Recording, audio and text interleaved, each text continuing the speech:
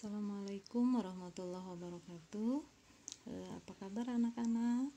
Semoga hari ini semuanya berada dalam keadaan sehat ya.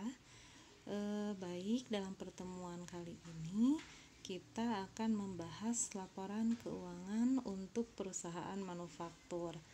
Nah, laporan keuangan perusahaan manufaktur ini sedikit berbeda dengan laporan keuangan perusahaan dagang karena ada sedikit tambahan laporan yang harus kita buat.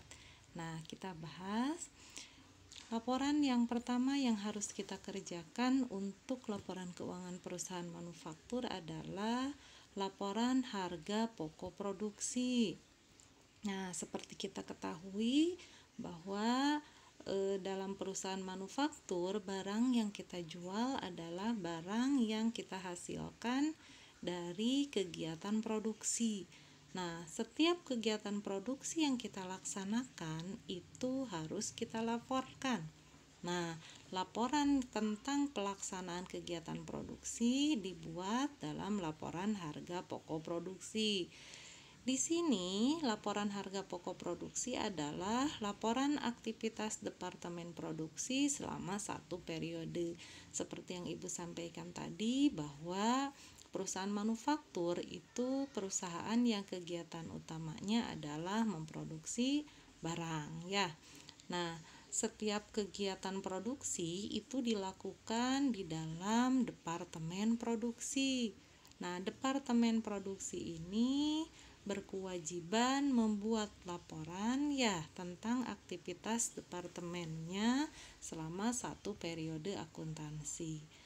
Nah, laporan harga pokok produksi ini berisi tentang biaya yang dibebankan oleh departemen dan dipertanggungjawabkan oleh departemen tersebut. Ya, untuk melakukan proses produksi itu kita pasti mengeluarkan banyak biaya.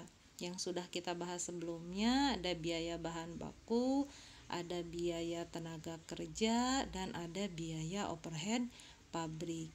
Ini biaya itu dipergunakan oleh departemen produksi dan harus dipertanggungjawabkan, gitu ya maksudnya. Nah, berikutnya cara untuk menentukan harga pokok produksi adalah kita bisa mempergunakan rumus ini. Harga pokok produksi itu dihitung dengan menjumlahkan saldo awal barang dalam proses ditambah biaya produksi yang tadi, biaya bahan baku, tenaga kerja, dan BOP, kemudian dikurangi persediaan akhir barang dalam proses. Jadi di sini persediaan yang kita pakai adalah persediaan barang dalam proses. Nah, laporan yang selanjutnya adalah laporan harga pokok penjualan. Kalau tadi harga pokok produksi, sekarang adalah harga pokok penjualan. Laporan harga pokok penjualan adalah ringkasan keseluruhan biaya yang dikeluarkan perusahaan secara langsung untuk mendapatkan barang yang dijual. Kembali Ibu ingatkan, tadi barang yang kita jual adalah barang hasil kita memproduksi. Maka di sini artinya laporan harga pokok penjualan baru bisa kita kerjakan apabila laporan harga pokok produksinya sudah kita selesaikan. Ya, karena tanpa laporan harga pokok produksi kita tidak akan tahu berapa biaya yang dikeluarkan untuk memproduksi barang yang nantinya akan kita jual. Nah, kalau seandainya harga pokok produksinya sudah diketahui, baru kita bisa menghitung laporan harga pokok penjualan. Di sini harga pokok penjualan dihitung dengan tujuan mengetahui besarnya biaya yang dikeluarkan perusahaan. Tadi diantaranya di dalamnya ada biaya yang dikeluarkan untuk produksi. Nah, apabila harga pokok penjualan ini sudah terbentuk, sudah ada, sudah dihitung, nantinya kita bisa menentukan harga jualnya. Jadi harga jual barang yang kita hasilkan itu berapa? Kemudian kalau kita sudah menentukan harga jualnya, kita juga bisa memprediksi berapa sih laba atau rugi yang kita peroleh dari penjualan yang kita lakukan. Nah, sekarang untuk menentukan harga pokok penjualan, kita bisa menghitung dengan rumus seperti ini. Saldo awal persediaan produk jadi ditambah harga pokok produksi dikurangi saldo akhir persediaan produk jadi. Nah, di sini kita pakai lagi data persediaan. Kalau tadi persediaan barang dalam proses, sekarang kita pakai data persediaan produk jadi awal dan produk jadi akhir. Persediaan produk jadi awal sifatnya menambah harga pokok produksi, sedangkan saldo akhir persediaan produk jadi sifatnya mengurangi. Maka nanti kita akan memperoleh berapa jumlah harga pokok penjualannya. Kemudian, laporan yang berikutnya, yang ketiga adalah laporan laba rugi. Laporan laba rugi adalah laporan yang menggambarkan kinerja atau kemampuan perusahaan dalam memperoleh keuntungan. Keuntungan itu laba. Ya, jadi laporan laba rugi itu laporan yang memperlihatkan, menggambarkan kemampuan perusahaan dalam memperoleh keuntungan. Nah, laporan laba rugi ini berisi informasi mengenai seluruh pendapatan dan beban atau pengeluaran perusahaan selama satu periode akuntansi.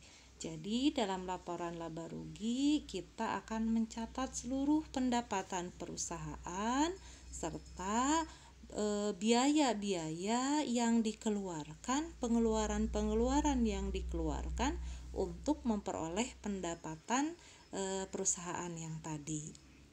Kemudian laporan berikutnya yang keempat adalah laporan perubahan ekuitas atau laporan perubahan modal. Di sini laporan ini adalah laporan keuangan yang menunjukkan perubahan ekuitas selama satu periode. Selama satu periode ini adakah perubahan modal atau perubahan ekuitas yang terjadi? Nah, laporan ini nanti yang akan memperlihatkannya. Nah, komponen yang kita perlukan untuk menyusun laporan perubahan ekuitas, yang pertama modal awal. Jadi, berapa modal yang ada di perusahaan pada awal periode. Kemudian yang kedua laba atau rugi. Di sini apabila perusahaan memperoleh laba, maka modal perusahaan akan bertambah. Apabila perusahaan menderita kerugian, maka modal perusahaan akan berkurang. Kemudian yang ketiga adalah pengambilan pribadi atau PRIPE. Pengambilan pribadi ini adalah terjadi ketika si pemilik perusahaan mengambil bagian modalnya untuk kepentingan diri sendiri. Nantinya ini akan mengurangi modal perusahaan. Kemudian komponen yang terakhir adalah modal akhir. Nanti modal akhir ini akan terbentuk ketika kita sudah menghitung modal awal ditambah laba atau dikurangi rugi, kemudian dikurangi dengan PRIPE, maka itu akan memunculkan modal akhir. Secara prakteknya nanti akan Ibu jelaskan dalam video selanjutnya.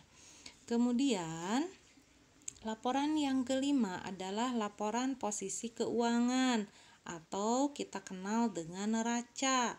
Di sini laporan posisi keuangan adalah laporan keuangan suatu entitas yang dihasilkan pada suatu periode akuntansi yang menunjukkan posisi keuangan suatu perusahaan pada akhir periode tersebut.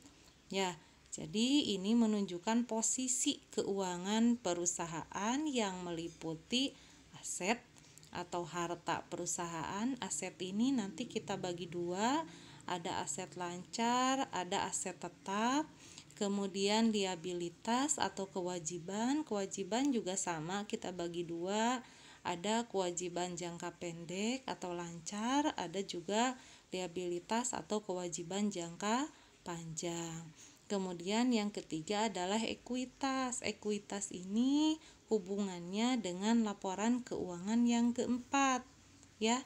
Jadi laporan posisi keuangan atau neraca ini baru bisa kita kerjakan kalau laporan perubahan ekuitasnya sudah kita kerjakan. Laporan perubahan ekuitas baru bisa kita kerjakan kalau laporan laba ruginya sudah selesai kita susun. Laporan laba rugi juga sama, baru bisa dikerjakan apabila laporan sebelumnya, yaitu laporan harga pokok penjualan dan laporan biaya produksi sudah dikerjakan, ya. Jadi sifatnya kelima laporan ini saling berkaitan dan saling berurutan. Jadi kita tidak bisa membuat laporannya meloncat-loncat. Misalnya kita buat dulu laporan posisi keuangan, kemudian laporan biaya produksi. Nah, tidak bisa seperti itu. Jadi urutannya harus kita kerjakan dulu laporan biaya produksi, kemudian laporan harga pokok penjualan, kemudian yang ketiga laporan laba rugi, yang keempat, laporan perubahan posisi ekuitas atau modal. Kemudian yang kelima, laporan posisi keuangan. Nah, kalau sudah selesai semua, kita bisa menganggap laporan kita sudah selesai, atau bisa juga kita tambahkan satu laporan, yaitu laporan arus kas. Tapi dalam video ini Ibu hanya akan menjelaskan 5 laporan ini, ya. Sekian penjelasan dari Ibu, mudah-mudahan bisa dipahami.